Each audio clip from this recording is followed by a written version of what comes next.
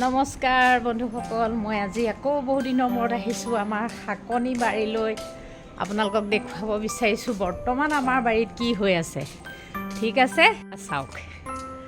বৰ্তমান আমাৰ বাৰীত এখেতে কৰিছে বিন। এয়া দেখিছে, এনেকুৱা ছিষ্টেমত চাদৰ ওপৰতে এনেকৈ কাৰ্টুনত আৰু বিন লগা মানে কিমান লাগিছে আপুনি চাওক, কেনেকুৱা বিন লাগিছে। এইবিলাক বগাই যোৱা বিন, আৰু এই বগাই যোৱা বিনটো আচলতে বেছি ভাল। যিটো মানে চাপৰতে লাগে সেই বিনটো এবাৰ বা দুবাৰ ছিঙাৰ পিছতে গছজোপা মৰি যায়। কিন্তু এইটো যে বগাই যোৱা বিনটো ই মানে দাংবডিৰ নিচিনা, এই লাগিয়ে থাকে শেষ নহয়। আৰু মাজতে এইটো কোমোৰা পুলি এটাও লগাইছে এখেতে। এই কোমোৰা পুলিটো ধুনীয়াকৈ বাঢ়িছে। এইফালেও আছে বিন, অকল এজোপাই নহয়। এয়া দেখিছে মাছৰ কাৰ্টনতে চব কিমান ধুনীয়া বিন। আমি যে কিমান দিনৰ পৰা বিন খাই আছোঁ, এইবছৰ মানে আমি বিন কিনাই নাই। এইবিলাক চব কিমান বিন লাগিছে। এনেকৈ আমাৰ বিনৰ কাৰণে কোনো চিন্তাই নাইকিয়া হৈছে। আৰু এইখিনিতো এখেতে কোমোৰা দিছে, কোমোৰা লাগিব আৰু বগাবলৈ মানে ছিষ্টেমটো এয়া দেখিছেনে, চাদৰ ওপৰতে কাষত বাঁহ দি পেলাই ওপৰত ধুনীয়াকৈ চাংখন বনাই দিছে। আৰু এইবিলাক চব ৰছী, আপোনালোকে দেখিলে আচৰিত হ'ব। মই দেখুৱাইছোঁ চব, এইবোৰ চব ৰছী হয়। এইবোৰ যে দেখিছে, এইবোৰ ৰছী বান্ধি দিছে। এইবোৰ প্লাষ্টিকৰ ৰছী বান্ধি পেলাই এখন চাং সাজি দিছে। দুই এডাল কামিও আছে, আৰু টাউনত ইমান কামি বাঁহ পাবলৈ দিগদাৰ কাৰণে কামিও আছে, কিন্তু ৰছীবোৰ এনেকৈ বান্ধি দিছে। আৰু এখেতৰ শাক পাচলি কৰাৰ চখটো বহুত দিনৰ পৰাই আছে।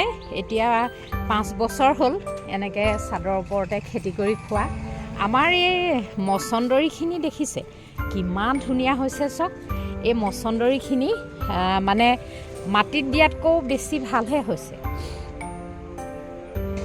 আৰু কাষত এইবিলাক দাংবডি লগাইছে। দাংবডি বগাবলৈ ঠিক আৰম্ভ কৰিছে, আৰু সৰু সৰু মাৰিকে এখেতে বৰ্তমান দি থৈছে। এজোপা দাংবডি গছ এইখিনি। আৰু ইফালে আছে অলপ, মই আপোনালোকক দেখাম। আৰু লগতে মোৰ এই ফুলখিনিও আছে, আপোনালোকে আগতেও দেখিছে। মোৰ পাইনজোপা দেখিছে টাবতে কিমান ডাঙৰ হৈছে চব পাইন গছজোপা। আৰু এইফালে ইয়াত তুলসীও আমি এনেকৈয়ে লগাওঁ। মৰিচা শাকো, এয়া মৰিচা শাক বিন ছিঙি আছে এই ডাঙৰ। আমি এনেকৈ টাবতে মানিমুনিও লগাইছোঁ চক। এয়া দেখিছে মানিমুনি, কি সুন্দৰ হৈছে মানিমুনি। কেতিয়াবা পেটৰ অসুখ হ'লে আমি ইয়াৰ পৰাই নি খাব পাৰোঁ। এইবোৰ মোৰ পিচ লিলিবোৰ। এইবাৰ পিচ লিলি তেনেকৈ ফুলা নাই। এইজোপাতহে কলি আহিছে। এয়া হয়তো এইখিনিও ফুলিব। আহিছে কলি আহিছে। এয়া মই এইমাত্ৰহে দেখিছোঁ। এই ডাঙৰ কেইজোপাতো এয়া কলি আহিছে। অলপ দিনৰ ভিতৰত মোৰ এই পিচ লিলিখিনি একেবাৰে বগা হৈ যাব। মই তেতিয়া আপোনালোকক আকৌ দেখুৱাম। এইজোপা চক অৰ্ণমেণ্টেল জলকীয়া। মোৰ এলকেচিয়া বহুত আছিলে। এজোপা বহুত কেইজোপা আগতে গৈছেও, বিক্ৰীও হৈছে। আৰু তথাপিতো অলপ আছে ফুল, এতিয়াও নাইকিয়া হোৱা নাই। এইবোৰ অৰ্ণমেণ্টেল পদিনাবোৰ, এইবোৰ বৰ ধুনীয়া লাগে। এইবোৰ হেঙিঙত দি থ'ব লাগে। এইবোৰ বহুত ধুনীয়া লাগে। চব আনিলোঁ।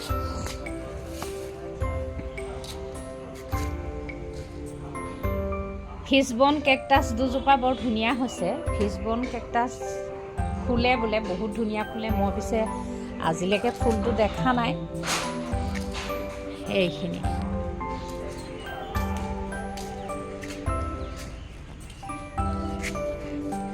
আমি এতিয়া মই আপোনালোকক দেখাইছোঁ। বিট বহুত খালোঁ।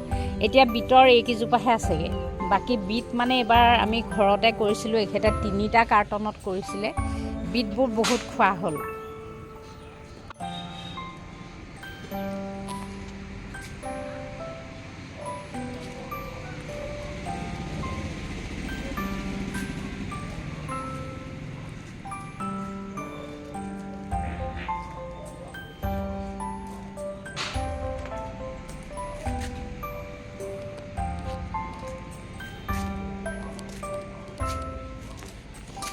এইজোপা ৰাবাৰ প্লেণ্ট অলপ বেলেগ, ইয়াৰ মানে তলৰ পৰা ইয়াৰ পুলি ওলাই, দেখিছে?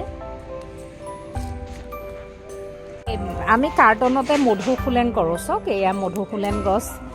এইবিলাক গাঁৱত খুব হয়, গাঁৱত মানে একদম দৰা দৰে হৈ থাকে, কিন্তু আমাৰ আৰু নগৰীয়া ঘৰ, ইয়াত আমি খাবলৈও মন যায় কেতিয়াবা মধুসোলেংটো মানে মাছৰ টেঙা বা মচুৰ দালিত দি কেইটামান খাবলৈ বৰ বঢ়িয়া। সেইকাৰণে মধুসোলেংটো আমি এনেকৈ কৰি লৈছোঁ কাৰ্টনতে, কেতিয়াবা নিওঁ 2-4টা আগ। সেয়া এইজোপা আমাৰ তুলসীজোপা